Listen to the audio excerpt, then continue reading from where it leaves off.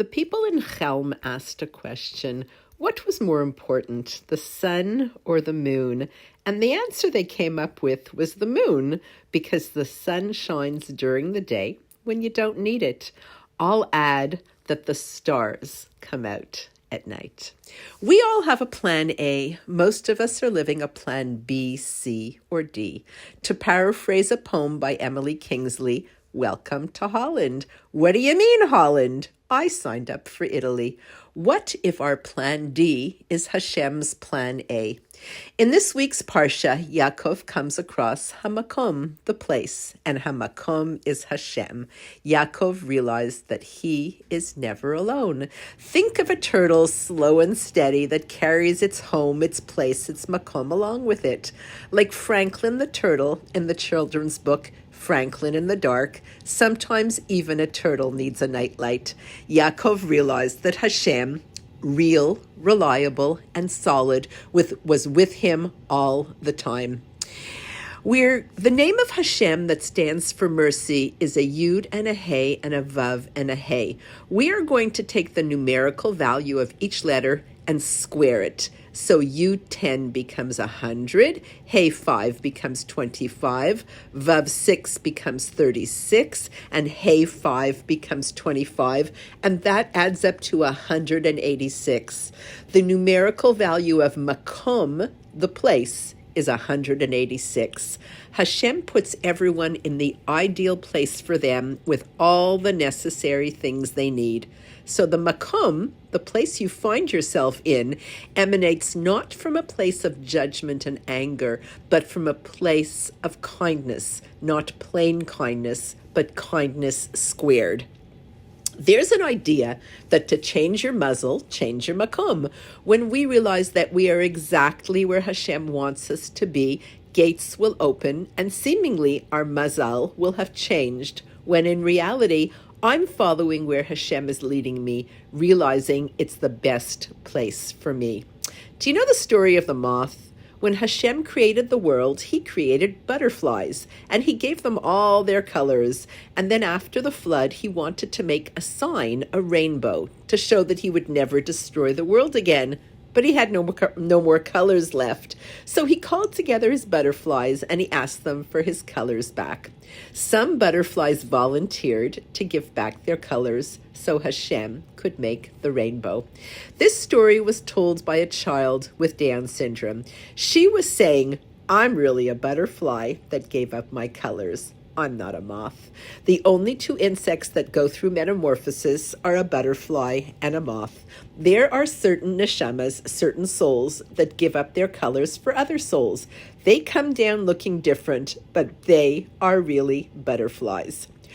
My precious children, Hashem has been watching you since the moment that he blew his breath, his neshima, into you, the same way that the chazan will blow into the shofar on Rosh Hashanah. You are a part of him. You are his shofar, and then you became a neshama, safe and secure in your mother's womb, learning Torah with Eliyahu Hanavi. He watched you grow with love. Then the day came when he sent you out to do the hard work of becoming who he knows you could become, even though there were times you didn't believe in yourself, and there were times your mothers didn't believe in themselves. He was and will always be your greatest cheerleader. Hashem speaks to us in many ways and sends us hugs. Angels are forces in the world. They are messengers. I want to tell you, my son, that Hashem sent you angels along the way to guide you. Angels who looked like rabbis and teachers, community members and friends, bubbies and zadies, a granddaddy, a mother and father, a brother and sister, aunts and uncles and cousins, and people you didn't even know. Angels who helped you cross West Park after services Friday night, who guided you and sometimes pushed you down the correct path. Like Mr. Magoo, there were times you didn't even know what he was saving you from. Every morning he's been watching you start your day with simcha, with emunah, and sometimes with a broken heart. and it inspires him. The day will come when he will show how you and each and every other person with special needs, how you have all made such a difference in the world and have helped him support the world even when you all doubted your ability. He remembers, Zachor. He remembers how you watched the other children and yearned to be invited to play. He was watching every time you fell and struggled to get up. He knows the effort that goes into each and every step and that you can't take even one step for granted. He sees how your smile lights up every room and knows that inside sometimes your heart is broken. He watches you never give up. He watched you ask your mother what bracha to make on the chicken in a not yet kosher restaurant and saw her internalize the message. So let's move on to angels. Angels have one job and they do it with simcha. When we use our free choice to become angelic, that puts us head and shoulders above the angels. How high can we go? The sky is the limit. We read about angels in this week's Parsha. We all have angels. Yaakov merited to see them. We all have a part to play in this story of life. Imagine that you are not the person God sends angels for, but you are the angel God sent for someone else. What can I give? Who can I help? You may be someone's angel of the day. We, the Jewish people, have chosen the way of unshakable truth as we allow the flow of Torah to permeate our lives as we thrive and flood the world with hope and with light. It is possible to stand tall as you sit in a wheelchair, to walk proudly, slow and steady with a walker, to do Birkat Kohanim in your own unique way, to drive a car with hand controls. Aaron, there were times when Dad and I carried you. We saw your progress and how far you could walk to shul on the high holidays before we needed to help you. There were times when we could clearly see the angels carrying you, when you did things we never imagined you would be able to accomplish, like going on the March of the Living. I clearly see the words of David in Tehillim chapter 91 in front of me. Ki malachav yitzaveh lach lishmorcha bekol drachecha, al kapayim yisauncha pentigof ba'even raglecha. He will direct his angels for you to guard you in all your ways. On their palms they will carry you in case your foot might stumble on a stone. There were times when you carried me, when we would discuss what you learned in your Hebrew classes on our way to shul from the wonderful teachers at Hebrew Foundation School.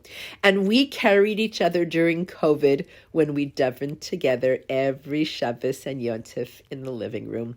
Let's talk about rainbows. A rainbow is so beautiful it gives us hope. It's the sign that there will never be a flood again. The Gemara says that in some generations there never was a rainbow because they didn't need it.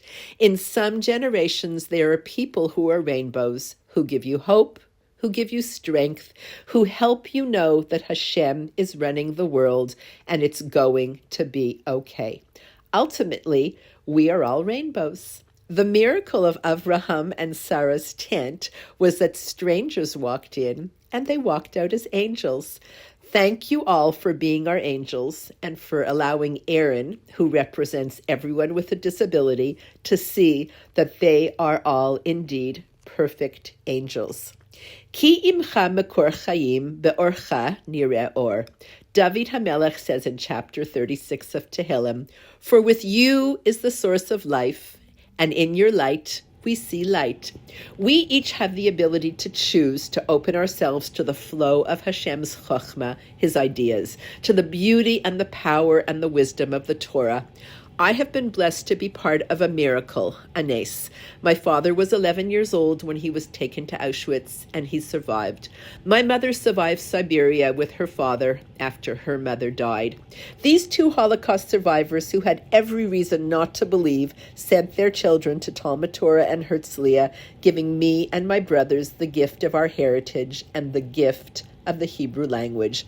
My late mother-in-law, Babi Shari, was one of the only members of her family to survive, and when she died, she left behind 2 children, 2 stepchildren, though she said there were no steps in her family, grandchildren, and around 30 great-grandchildren in Israel. In my professional life, I have the privilege to do miracles, to get people back on their feet again when they have given up hope. My colleagues ask me what miracles we are going to do today. I am blessed with 3 children and 2 grandchildren. My little granddaughter once told me she would like to go to the Beit HaMikdash with me. Amen ve'amen. And I live with a miracle. King Solomon says in Kohelet, Sheva yipol tzadik v'kam. 7 times the righteous fall, but they will stand. A tzadik, a righteous person, is not one who never falls. Falling is part of life. We don't walk on flat ground. We are climbing Yaakov's ladder, and there will be times where we will stumble. It's the falling, the ability to admit your vulnerability that allows you to stand. So perhaps David HaMelech is also saying, as we lighten the way of anyone with special needs, and we all have special needs, and as we lighten the way of their families with our support and our kindness, they are really our miracle, our nace. And nace also means banner.